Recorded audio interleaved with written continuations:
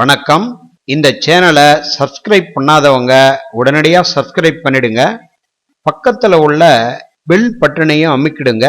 நாங்கள் போடக்கூடிய வீடியோ உங்கள் கைக்கு உடனடியாக கிடைச்சிடும். இன்றைய பதிவில் நம்ம பார்க்க போவது ஊசிப்பாலை என்கின்ற ஒரு மூலிகையை பற்றி பார்க்க போகிறோம். இம்மூலிகையானது தமிழகமெங்கும் அனைத்து பகுதிகளிலும் காணப்படுகிறது. இது அனைத்து விதமான விவசாய நிலங்களிலும் வாய்க்கால் ஓரங்களிலும் செடி கொடிகள் உள்ள பகுதியிலும் படர்ந்து வளரக்கூடிய ஒரு குடியினமாகும். இதன் இலைகள் மெல்லிய ஊசி போன்ற ஒரு அமைப்பில் காணப்படும். இதன் பூக்கள் வெண்மை நிறத்தில் உள்புறத்தில் ஊதா நிறத்திலும் தலை சாய்ந்தவாறு அமைந்திருக்கும். இதன் கொடி முழுவதுமே மருந்தாக பயன்படுகிறது. இதை கிராமப்புறத்தில் துடிப்பாலை என்றும் கூறுவதுண்டு. இந்த மூலிகையில் பால் சத்து அதிகம் நிறைந்திருப்பதால் பாலை என்று அழைக்கப்படுகிறது.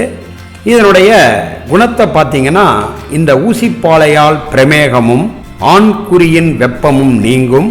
இன்னும் கண்ணுக்கு குளிர்ச்சியையும் உஷ்ணத்திலால் ஏற்படுகின்ற வெடிப்பு புண்கள் இவைகளை நீக்கும். நல்ல தேக புஷ்டி உண்டாக்கும். இதை வைத்தியத்தில் எப்படி பயன்படுத்துகிறாங்க என்பதை பற்றி விளக்கமான முறையில் பார்க்கலாம். இந்த ஊசிப்பாலையானது உடல் உஷ்ணத்தை குறைத்து குளிர்ச்சியை தரக்கூடியதுங்க. இழந்த சக்தியை மீண்டெடுக்கக்கூடிய தன்மை இதற்கு உண்டு. அதாவது சிலரை பார்த்தா சின்ன வயசாக இருக்குங்க, ஆனால் முதுமையான தோற்றத்தில் இருப்பாங்க. பெரியவங்க சொல்லுவாங்க, இவன் சின்னதிலே பிஞ்சிலே பழுத்துட்டாம்பா பையன் அப்படின்வாங்க.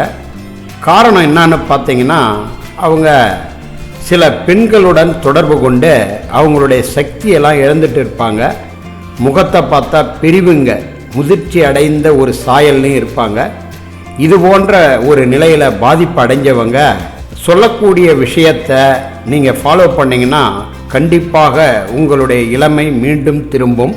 ஊசிப்பாலையின் இலைகளை பறித்து வந்து அதற்கு சமபாகமாக ரத்தன புருஷ் என்று சொல்லக்கூடிய ஓரிதழ் தாமரை இலைகளையும் சமபாகமாக கொண்டு வந்து அதை பட்டுபோல் அரைத்து ஒரு நெல்லிக்காய் பிரமாணம் எடுத்து பாலுடனோ அல்லது மோருடனோ காலையில் மட்டும் தொடர்ந்து 1 மாதம் அளவிற்கு சாப்பிட்டு வர பலவீனமான உடல் தேறி வரும்.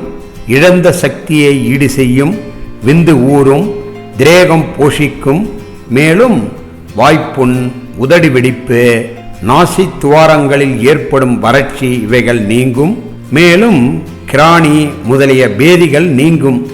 ஊசிப்பாலையின் சமூலத்தை கொண்டு வந்து லேசாக தட்டி ஒரு மண் சட்டியில் போட்டு 2 குவளை நீர் விட்டு வீசம்படியாக சுண்ட காய்ச்சி வடிகட்டி வாய் கொப்பளித்து அதை உள்ளுக்கு அப்படியே முழுங்க தொண்டையில் உள்ள புண்கள், வாயில் ஏற்படுகின்ற ரணங்கள், உதடு வெடிப்பு, குடலில் ஏற்படுகின்ற ரணங்கள், அல்சர் இவைகள் குணமாகும். இன்னும் இரைப்பையில் ஏற்படுகின்ற அனைத்து விதமான ரணங்களும் போகும்.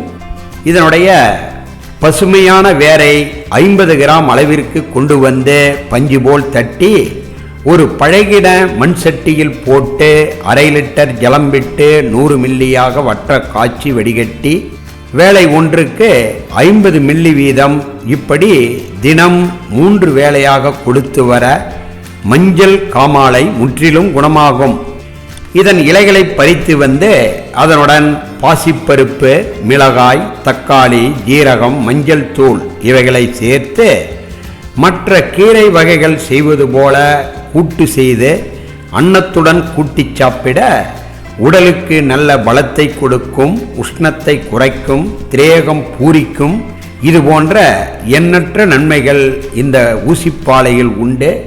இதை குழந்தைகளுக்கும் கர்ப்பிணி தாய்மார்களுக்கும் அதிகம் கொடுக்க சிறப்பான நன்மையை தரும்.